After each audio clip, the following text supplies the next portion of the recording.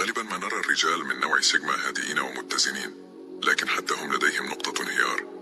عندما يتم دفعهم إلى أقصى حدودهم يمكن أن يكون غضبهم مفاجئا وشديدا، على عكس من يظهرون إحباطهم بشكل علني.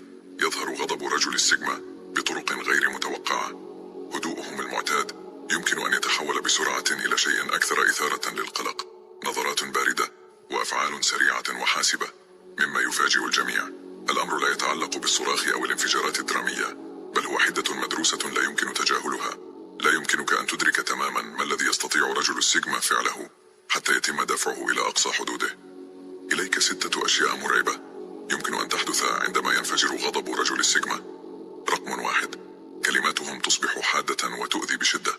عادة ما يتجنب الرجال من نوع سيجما أي نوع من المواجهة، فهم لا يحبون الدخول في مناظرات أو جدالات، ويفضلون الانشغال بشؤونهم الخاصة والقيام بما يرونه مناسبا.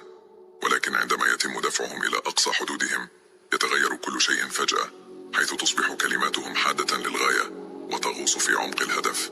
الأمر لا يتعلق فقط بإيذاء مشاعر الآخرين، بل بكشف حقائق كانت مخفية تحت السطح. قد يكون هذا مشهدا مرعبا لأولئك الذين لم يروا هذا الجانب من رجل السيجما من قبل. كلماتهم تصبح أسلحة، ويعرفون تماما أين يوجهون ضرباتهم. لا يضيعون وقتا في إهانة لا معنى لها أو تهديدات فارغة، بل يذهبون مباشرة إلى جوهر المسألة.